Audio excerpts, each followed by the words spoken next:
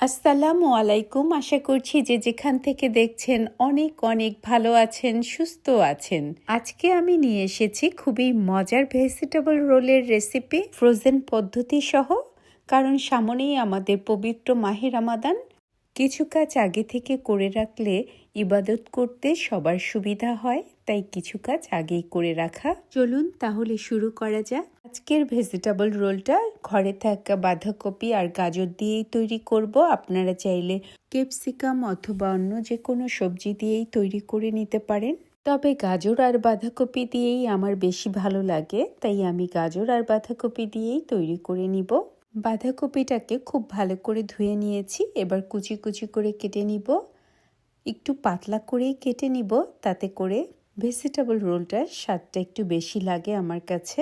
বাঁধাকপিগুলো বেশি লম্বা হয়ে গেলে মাঝখানে একটা কেটে নিলে সুবিধা হয়। আমি একটা মাঝে কেটে নিলাম, দেখিয়ে দিচ্ছি কত পাতলা করে কেটেছি। এবার গাজরগুলো একটু ছিলে কেটে নিচ্ছি পাতলা করে। আপনারা চাইলে নাইফের সাহায্যেও কেটে নিতে পারেন, এটাকে জুলিয়ান কাট বলা হয়ে থাকে। বাঁধাকপি আর গাজর একই রকম করে কেটে নিব। যাদের কাছে এই পিলারটা থাকবে না তারা চাইলে নাইফের সাহায্য অথবা বটির সাহায্যেও কেটে নিতে পারেন পাতলা করে। আমি এখন দেখিয়ে দিচ্ছি কিভাবে নাইফের সাহায্যে আমি কেটে নিচ্ছি। যার যেভাবে সুবিধে কেটে নিতে পারেন। এবার একটা কড়াই চুলায় দিয়ে দিব 1 টেবিল চামচ তিলের তেল। তিলের তেলে দিয়ে দিব 2 টেবিল চামচ রসুন কুচি আর 1 টেবিল চামচ আদা কুচি। একটু ভেজে নিয়ে দিয়ে দিয়েছি গাজর আর বাঁধাকপির কুচিগুলো। হালকা একটু ভেজে দিয়ে দিচ্ছি 1 টেবিল চামচ সয়া সস। আমি ডার্ক সয়া সস ব্যবহার করেছি, আপনারা চাইলে লাইটটাও ব্যবহার করতে পারেন। লাইটটা ব্যবহার করলে দিয়ে দিবেন 1.5 টেবিল চামচ। আর দিয়ে দিয়েছি 1 টেবিল চামচ ওয়েস্টার সস আর 1 টেবিল চামচ চিলি সস। চিলি সসটা আপনারা আপনাদের স্বাদ মতোই দিয়ে দিবেন। আর দিয়ে দিলাম 1 টেবিল চামচ লেবুর রস, আপনারা চাইলে রাইস ভিনেগারও ব্যবহার করতে পারেন। এবার হালকা করে একটু ভেজে নিব, তারপরে দিয়ে দিব এই ব্ল্যাক পেপারটা। এখানে 1/2 টেবিল চামচ কালো গোলমরিচের গুঁড়ো দিয়ে দিলাম। কারো যদি হাতের কাছে কালোটা না থাকে সেক্ষেত্রে সাদাটাও ব্যবহার করা যেতে পারে। আর দিয়ে দিব স্বাদ মতো লবণ। লবণ দেওয়ার সময় খেয়াল রাখতে হবে ওয়েস্টার সস আর সয়া সস, চিলি সস সব সসের মধ্যেই একটু করে লবণ থাকে, তাই সেটা বুঝেই লবণটা দিতে হবে। খুবই সামান্য একটু লবণ দিব, না দিলেও কোনো সমস্যা নেই। 1 মিনিটের মতো ভেজে নিয়ে দিয়ে দিলাম পেঁয়াজ পাতা। পেঁয়াজ পাতা মিশিয়ে নিয়ে দিয়ে দিব 2 টেবিল চামচের মতো ধনেপাতা কুচি।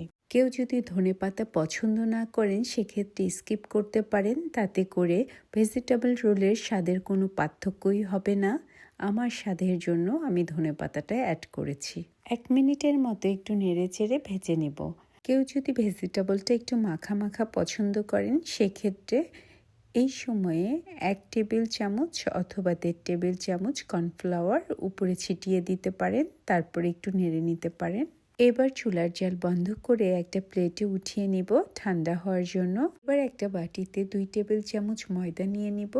2 টেবিল চামচের মতো পানিও মিশিয়ে দিব, তবে অল্প অল্প করে একটা লিকুইডের মতো তৈরি করে নিব। স্প্রিং রোলের শিটগুলো বিছিয়ে নিব। আপনারা চাইলে এই শিটগুলো আগে বানিয়ে ফ্রিজে রেখে দিতে পারেন, আবার ফ্রোজেনও কিনে স্প্রিং রোলটা বানিয়ে নিতে পারেন, যার যেভাবে সুবিধে। এবার একটা একটা করে খুলে নিব আর বানিয়ে নিব। ভেজিটেবল স্প্রিং রোলের শিটটা অনেক পাতলা হয়। রোলের শিটটা যদি একটু পাতলা হয় তাহলে ভেজিটেবল রোলগুলো খুবই ক্রাঞ্চি আর মজার হয়। শিটটা কিভাবে নিয়েছি তা তো দেখাই যাচ্ছে। তার এক কর্নারে ভেজিটেবলটা নিয়ে নিলাম পরিমাণ মতো। এরপরে এই কর্নার ধরে ঘুরিয়ে ঘুরিয়ে একটু চাপ দিয়ে রোলটা করে নিব। 2 সাইডে ভাঁজ করে নিচ্ছি। এটা দেখে বুঝে নিতে হবে, বলে না। এবার সামনের দিকটাতে ময়দা দিয়ে তৈরি করে নেওয়া সেই লিকুইডটা দিয়ে দিব। লিকুইডটা আঠার কাজ করবে, তাতে করে ভাজার সময় স্প্রিং রোলটা খুলে যাবে না। এইভাবে করেই সবগুলো স্প্রিং রোল তৈরি করে নিব। আমি আরেকটা একটু দেখিয়ে দিচ্ছি। আমি একটু বড় বড় সাইজ করে বানিয়ে নিচ্ছি, 2-1টা ছোটও বানাবো। যার যেমন সাইজ পছন্দ সে তেমনই সাইজ বানিয়ে নিতে পারেন। আর আমার কাছে একটু পুর বেশি হলেই ভালো লাগে, তাই আমি একটু বেশি করেই ভেজিটেবল দিচ্ছি।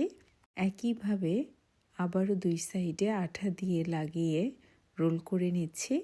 এতে করে ভাজার সময় যতই নাড়াচাড়া করেন সবজিটা সহজে বের হয়ে আসবে না। বেশ কিছু ভেজিটেবল রোল হয়ে গেছে। কিছুটা ফ্রোজেন করে রেখেছি, আরও কিছুটা ফ্রোজেন করে রাখবো, আর অল্প করে কয়েকটা ভেজে দেখিয়ে দিব। একটা উডেন ট্রেতে নিয়ে নিয়েছি।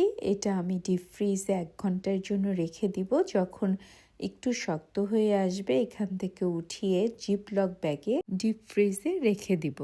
যখন ইচ্ছে করবে বের করবেন, সরাসরি গরম তেলের মধ্যে দিয়ে ভেজে নেবেন।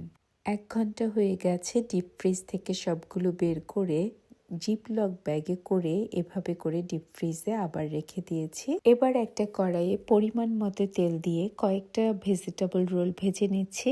যখন ভেজিটেবল রোলগুলো গোল্ডেন কালার হয়ে যাবে তখন নামিয়ে নিব।